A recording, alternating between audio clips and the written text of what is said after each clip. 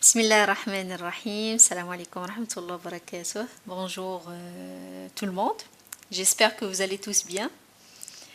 Alors aujourd'hui, on va voir l'implantation d'un atelier de type Flowshop. Alors nous sommes dans le cours système de production. J'espère que vous le savez très bien. Et on va voir aujourd'hui l'implantation d'un atelier de type Flowshop.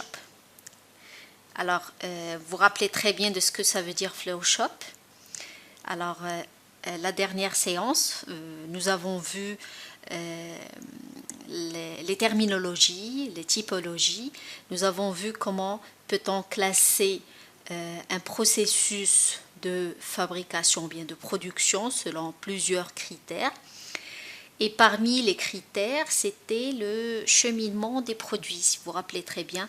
Alors, c'était le cheminement.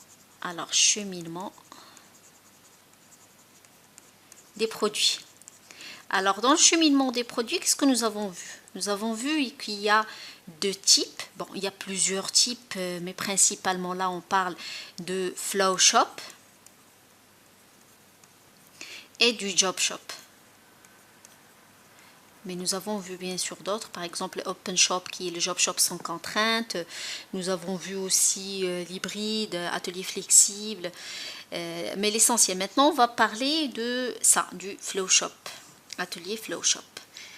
Alors aussi, autre chose, nous avons vu que il y a plusieurs types de produits aussi. Et j'insiste ici par rapport au Flow Shop, qu'on peut soit trouver une production qui est continue,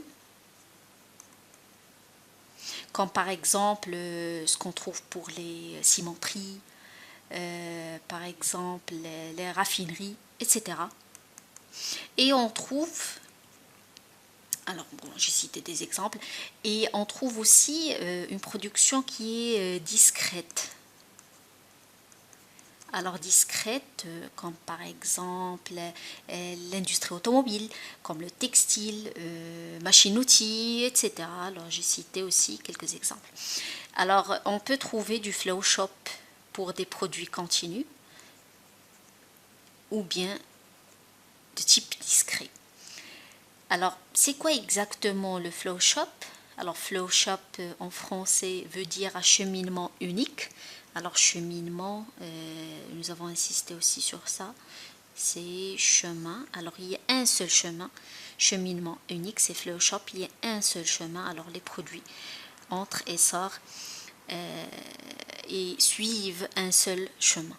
C'est ça un atelier Flow Shop. Ça veut dire que tous les produits dans cet atelier suivent le même chemin. Alors regardons un petit peu ce qui se passe dans ce genre de ligne. Alors prenons un petit exemple. Nous avons dans cet exemple-là 4 postes. Alors supposons que nous avons une ligne de production avec 4 postes et supposons aussi que nous avons un opérateur par chaque poste. Et ils sont en train de fabriquer un certain produit X. D'accord? Alors chaque opérateur il fait une tâche. Alors supposons que ce premier opérateur il fait sa tâche en 10 secondes. Cet opérateur, il fait sa tâche en 40 secondes.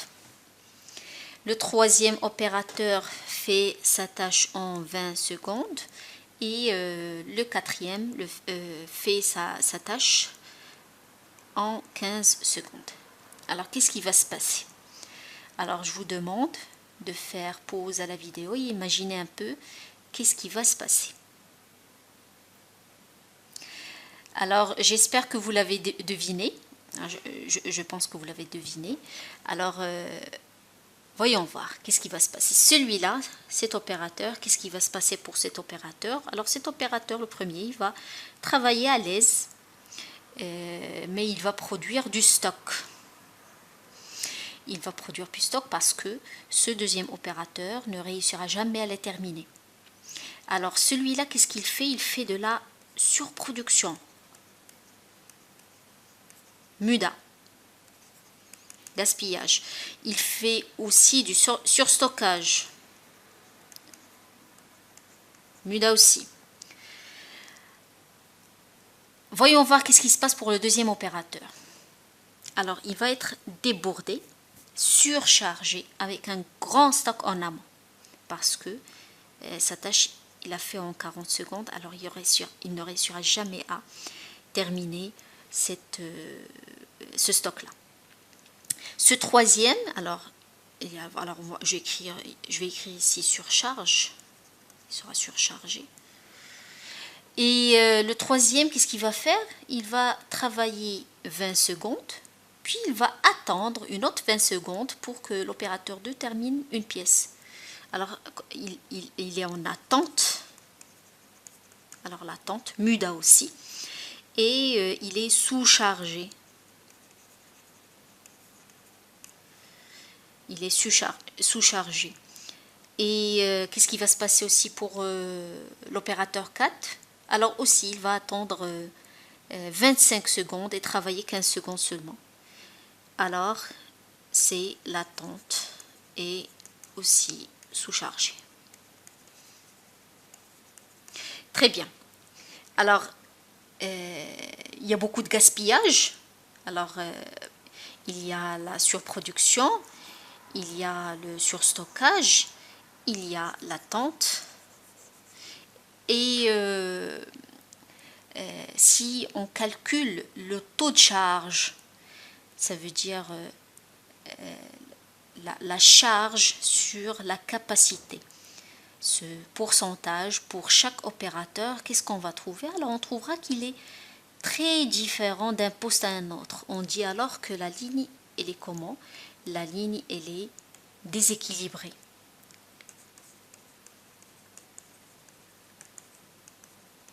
La ligne est déséquilibrée. Alors maintenant, je vais poser une question. Quelle est la capacité de cette ligne? Alors, sachant que nous avons ces chiffres-là, les 10 secondes, 40, 20, 15, nous avons 4 opérations successives, je demande quelle est la capacité de cette ligne. En d'autres termes, combien elle peut produire. Alors, je vous demande encore une fois d'arrêter la vidéo et essayer de répondre à cette question. Alors, la capacité de ce processus et la capacité de ce poste-là. Alors, ce poste-là. Pourquoi ce poste-là? Parce que c'est un poste goulot. On ne pourra jamais produire plus qu'une pièce chaque 40 secondes. Alors, la capacité du processus, de tout ce processus, c'est la capacité de la station de travail qui a le temps de cycle le plus lent. Alors, on ne pourra jamais dépasser une pièce par 40 secondes. On ne pourra jamais dépasser ça. D'accord? Ça, c'est une unité. Alors, la capacité du processus et la capacité du poste goulot, 40 secondes. Alors, très bien. Maintenant, on sait que cette ligne n'est pas bien faite. Cette ligne est déséquilibrée. Maintenant qu'est-ce qu'il faut faire? Réfléchissez un petit peu. Alors, peut-être on peut ajouter une personne là, à ce niveau. Et au lieu qu'une seule personne travaille ici, on aura 2 personnes. Et par la suite, on aura 2 unités par 40 secondes. Ce qui est équivalent à une unité par 20 secondes. Mais on aura à chaque 40 secondes 2 unités qui sortent. Alors, oui, c'est une solution pour équilibrer plus la ligne de production. On peut aussi penser, dans ce cas-là, on aura une cadence de 20. Alors, ici, on aura 20 secondes. C'est 2 unités par 40 secondes, ça veut dire une unité par 20 secondes. Alors, on aura la capacité de ce processus serait 20 secondes, ça veut dire qu'on aura une pièce par 20 secondes. On aurait pensé aussi à faire autre chose, c'est le fait peut-être d'associer, au lieu que 2 personnes travaillent ici, alors ici, on va faire une seule personne, un seul opérateur qui va travailler dans les deux postes.